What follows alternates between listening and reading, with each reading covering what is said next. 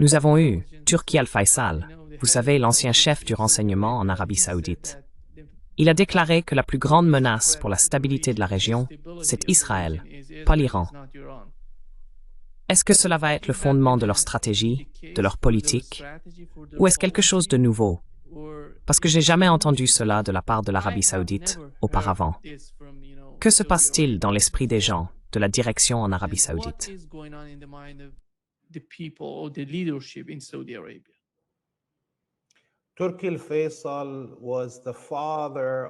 Turki Al-Faisal était le père des plans des escadrons de la mort wahhabites. Il était responsable de, et c'est là la partie importante, Laith. Oui, il était responsable de la création d'Al-Qaïda, de l'État islamique en Irak, de l'EI, du HTS. C'est le principal opérateur de ces réseaux wahhabites à travers le monde, d'Al-Shabaab en Somalie à Boko Haram au Nigeria, en collaboration avec les Américains et les Israéliens. Il constitue en quelque sorte le maillon le plus fort de ce réseau de renseignement en raison du contrôle qu'il exerçait sur les prédicateurs wahhabites.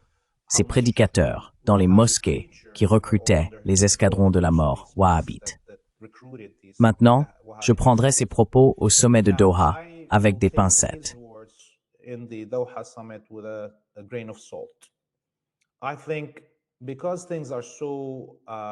Je pense que, puisque les choses sont désormais si claires pour la plupart des Arabes et des musulmans, à savoir que ces escadrons de la mort wahhabites ne combattront jamais Israël et que l'Iran et les chiites du monde arabe ont été les défenseurs de la mosquée sacrée d'Al-Aqsa et des Palestiniens de Gaza contre le génocide. Cela a vraiment affaibli les capacités de propagande de la secte wahhabite à recruter contre la résistance dans le monde arabe et musulman. Il doit donc y avoir, du moins pour Turki Al-Faisal et ses dirigeants du réseau de mouvements wahhabites, un certain changement dans leur propagande afin de ne pas perdre complètement la bataille.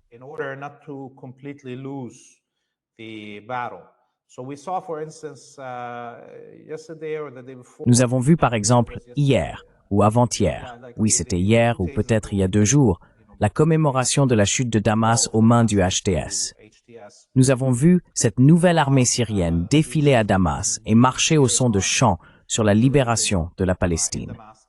Et les sionistes se seraient publiquement plaints de cela.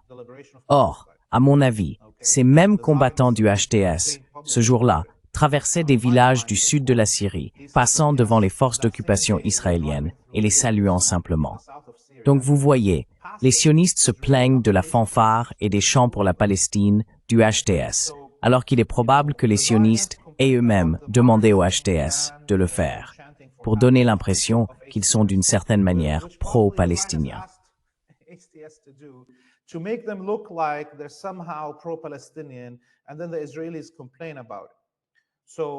Et ensuite, les Israéliens s'en plaignent. Donc je mets cela dans le même contexte. Tu vois, quand je parle de Turki Al-Faisal prononçant ces mots, ce n'est qu'un changement de tactique de propagande. Mais en coulisses, les Saoudiens, les Émiratis, les Qataris, les Koweïtiens, les Bahreïnis et leurs services de renseignement continuent tous de recruter des escadrons de la mort wahhabites pour tenter d'attaquer l'Iran depuis le Baloutchistan, depuis l'Afghanistan, depuis l'Azerbaïdjan. Tout cela continue encore. Donc je ne pense pas que quiconque doive se laisser tromper par ce changement de tactique de propagande.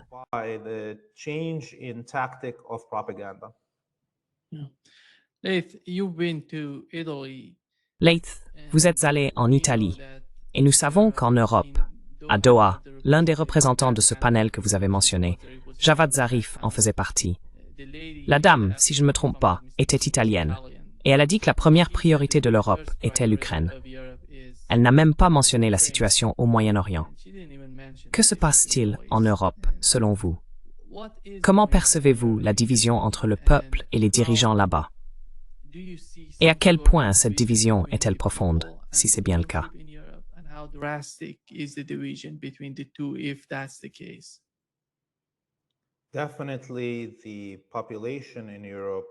Il est clair que la population en Europe est totalement en désaccord avec les élites et les gouvernements.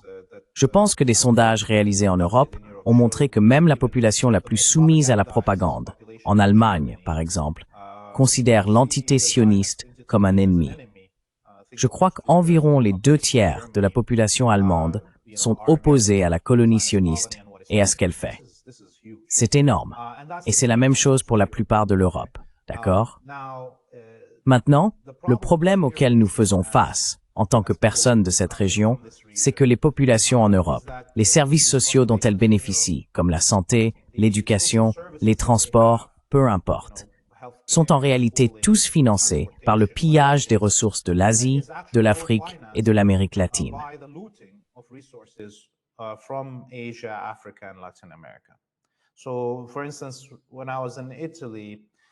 Ainsi, par exemple, lorsque j'étais en Italie, probablement l'endroit le plus actif d'Europe pour les mouvements anti-guerre et anti-impérialistes, avec des grèves tous les 2 jours, j'ai vu des manifestations à Gênes, Milan et Rome, rassemblant des centaines de milliers de personnes, et les syndicats en grève lors de la Journée internationale de solidarité avec le peuple palestinien, le 27 novembre.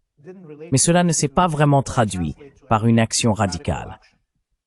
Ces syndicats veulent la fin du génocide à Gaza, mais ils n'ont aucun problème avec le gaz et le pétrole pillés en Libye qui permettent de chauffer l'Italie. Il y a là une contradiction.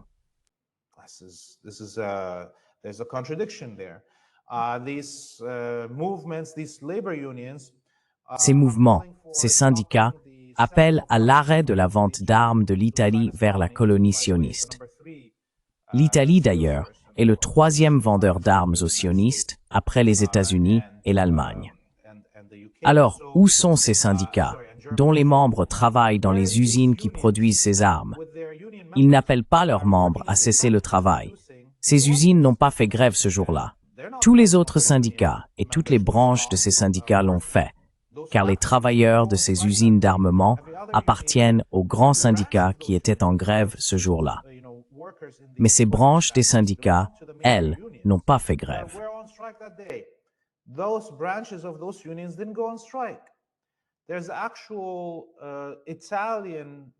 Il y a de véritables citoyens italiens à l'intérieur de la colonie sioniste, travaillant pour Leonardo Industries, qui est le plus grand fabricant d'armes d'Italie, construisant effectivement des armes en Israël. Leonardo y possède des usines d'armement. Que font ces Italiens s'ils veulent vraiment mettre fin au génocide commis en leur nom avec des armes produites dans leur pays? Que font-ils au-delà des grèves ou des manifestations? Ils doivent entrer dans ces usines et les fermer. Ils doivent traduire leurs élites en justice. Je veux dire, regardez, il y avait un chef italien très célèbre. Il s'appelle Chef Rubio. Je pense que c'est le chef italien le plus célèbre de l'histoire moderne. Il avait toutes ses émissions de télévision.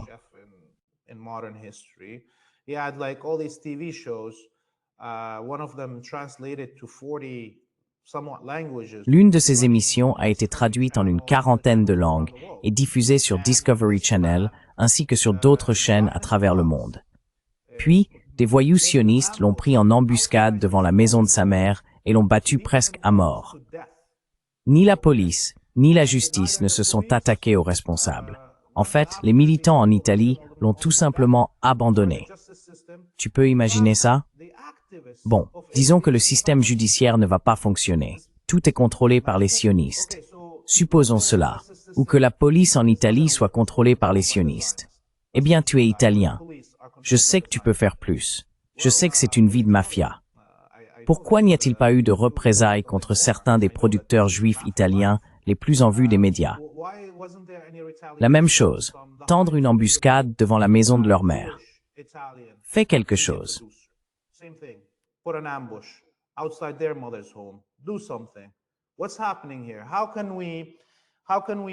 Que se passe-t-il ici?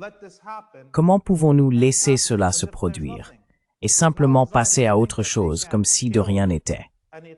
Parce que maintenant, les sionistes pensent qu'ils peuvent tuer un Italien à Gaza, ce qu'ils ont fait. Vittorio Arrigoni, le martyr.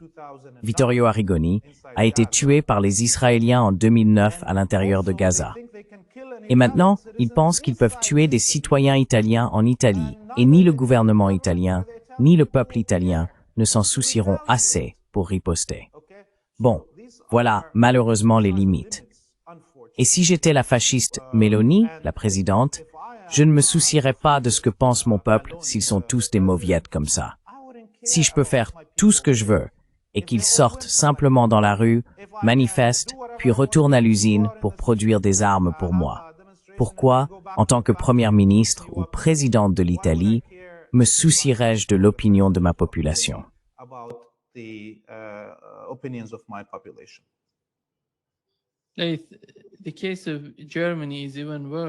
Le cas de l'Allemagne est encore pire. Le nouveau chancelier allemand dit vouloir soutenir Israël aussi longtemps qu'il le faudra. Quelle est votre compréhension de ce qui se passe en Allemagne? Il semble qu'à chaque fois qu'il y a un génocide, ils en font partie. Qui est l'ennemi de l'Allemagne au Moyen-Orient, qui la pousse à ressentir cela envers le peuple palestinien?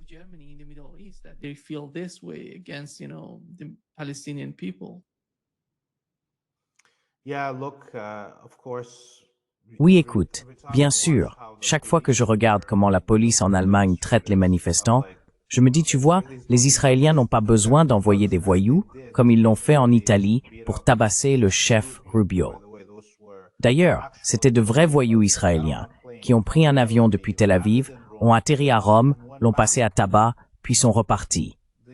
Les Israéliens n'ont pas besoin de faire ça en Allemagne. La police allemande bat des enfants à mort tous les jours. Je regarde ces vidéos et je me dis, mon Dieu, ce sont littéralement des voyous, vu la façon dont ils traitent les manifestants, les femmes et les enfants dans ces protestations. Donc, c'est un pays fasciste.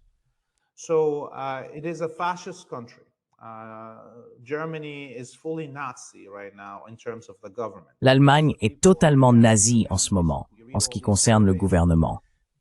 Bien sûr, le peuple est contre cela. On le voit dans tous les sondages. Mais encore une fois, la population ne fait rien. C'est pire que pendant l'Holocauste, sous le régime nazi, car à l'époque, 70 000 Allemands avaient pris les armes contre les nazis. Où sont ces Allemands aujourd'hui pour prendre les armes contre les fascistes au pouvoir, les sionistes nazis qui dirigent le gouvernement? Ils sont introuvables.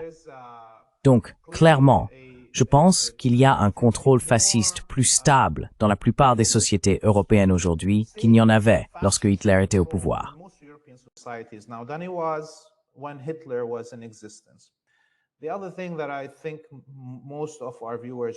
L'autre chose que je pense que la plupart de nos téléspectateurs ne réalisent pas, c'est que les peuples arabes ont été les premiers autres pour les Européens. Depuis le premier jour où un Européen a mis le pied hors d'Europe, au sud ou à l'est de la Méditerranée, nous avons été les premiers autres. Et vous savez, peut-être que les gens pensent que la division principale du racisme se situe entre blancs et noirs. Et cela peut être vrai aux États-Unis. Mais la véritable fracture dans les sociétés européennes, c'est arabe contre européen. Et la plupart du temps, quand on voit ces populations européennes interrogées, disant qu'elles sont contre le génocide ou pour la libération palestinienne, ça s'arrête là. Elles ne veulent pas voir un peuple arabe uni.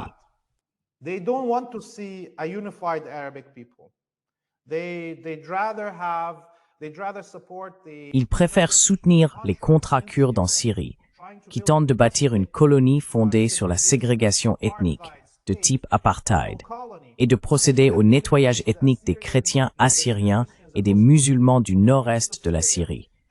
Et ils descendent se battre, les armes à la main. J'ai rencontré des gens comme ça en Italie. Ils sont partis dans le nord de la Syrie, ont pris les armes sous le drapeau de la CIA aux côtés des YPG, mais ils ne prendront pas les armes pour aller sur la ligne de front en Palestine, parce que dans leur esprit, l'arabe est un monstre.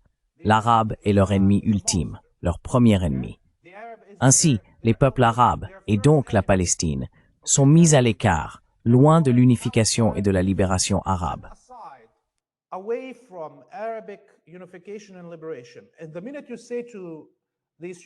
Et dès que vous dites à ces Européens, « Mais vous savez, la Palestine ne peut pas exister si elle n'est pas unifiée avec le Liban et la Syrie », ils répliquent, « Oh, vous êtes un nationaliste arabe, de quoi parlez-vous » Mais ils n'ont aucun problème à soutenir les nationalistes kurdes. même s'ils pratiquent le nettoyage ethnique et commettent un génocide contre des millions d'Arméniens, de Grecs, d'Assyriens et d'Arabes. Ça, c'est acceptable. Mais que les Arabes s'unissent et forment un État arabe unifié, ouf, là c'est du nationalisme. Il y a donc ces limites quand nous traitons en tant que peuple arabe, en tant que peuple musulman, avec les Européens. Il y a cette limite. Ils sont favorables aux droits humains pour la Palestine, mais ils n'acceptent pas que les peuples arabes soient affirmés et unis contre le colonialisme européen.